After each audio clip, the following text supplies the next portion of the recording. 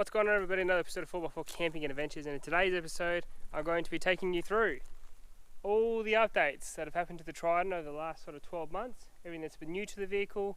If you haven't seen any of the videos that have been uploaded in the sort of last couple of months, this will give you a bit of a quick update to everything that's happened to the vehicle and some thoughts and that kind of stuff moving forward about what's going to happen to the car next.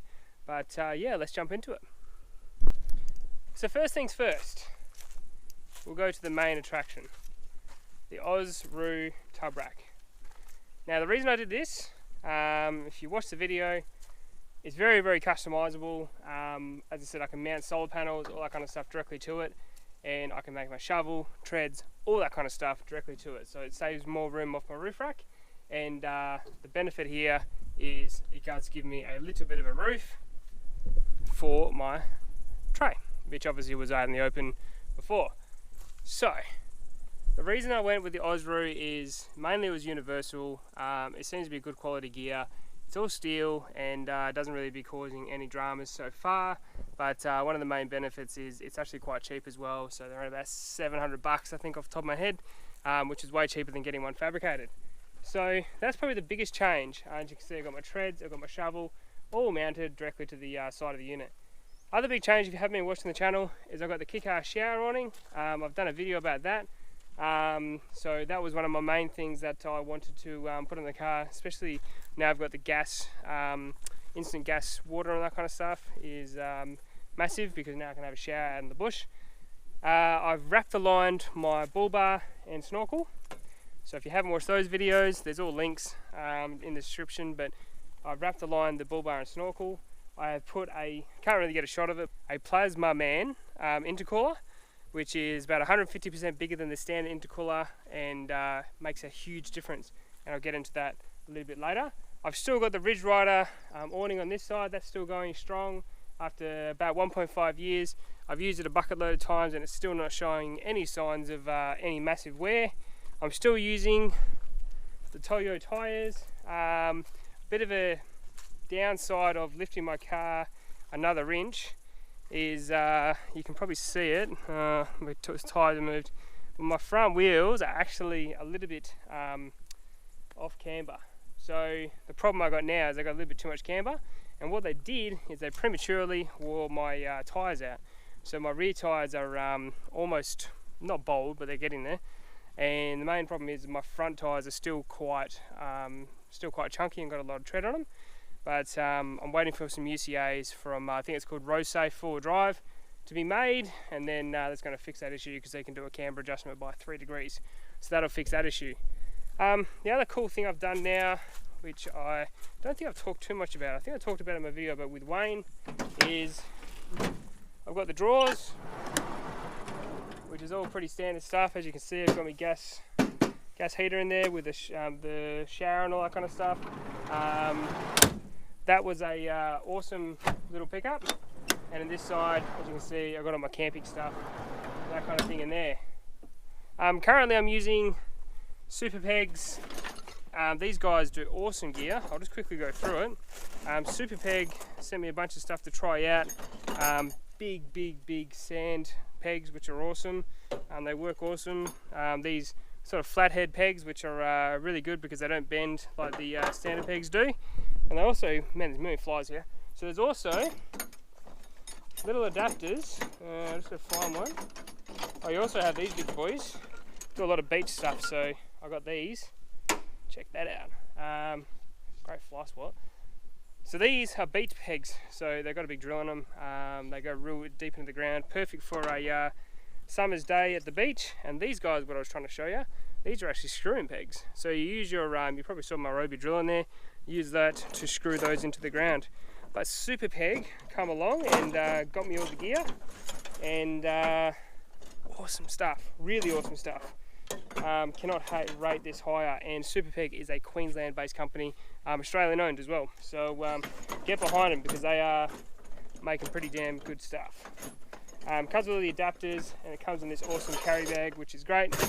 But that's pretty much the rear now. Obviously I've got the battery in there, I've got the DC to DC charger. I'll just sort of try and show you here. DC to DC charger just down here. which at the moment it is getting some solar, which is cool. And I got the battery in there as well. And so I got my water pump just there as well. But that's pretty much it from the outside. What I have done though is, you can probably see under here, a little bit hard to see, but I have spray painted all my sway bars, lower control arms, and my power steering arms, all that kind of stuff. Once I have put the new CV in, I spray painted all that stuff. So just to make it look a little bit nicer underneath the car, because I actually resprayed the whole chassis.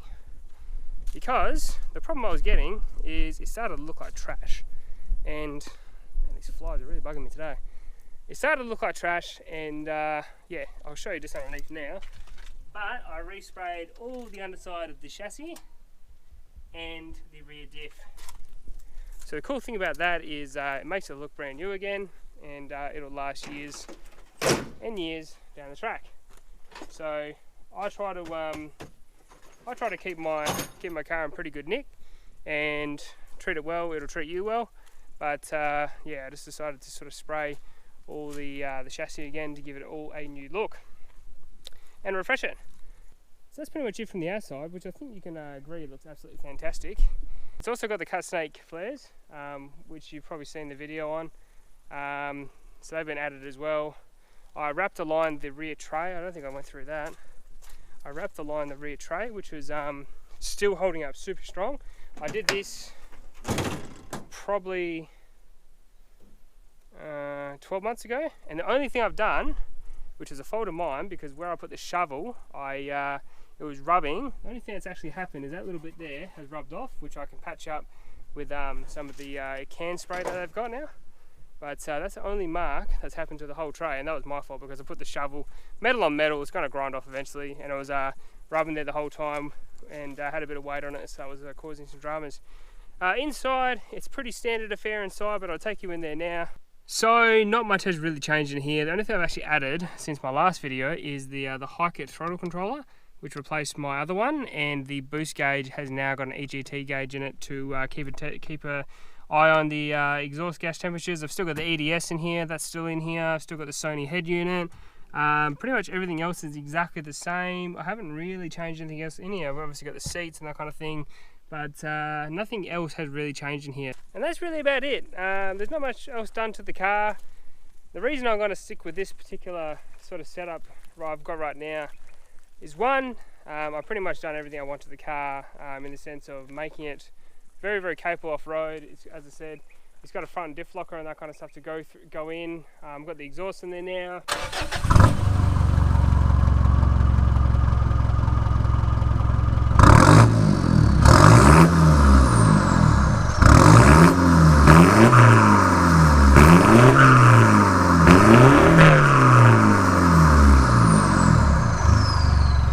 So the bigger intercooler, all that kind of stuff has made it heaps more capable.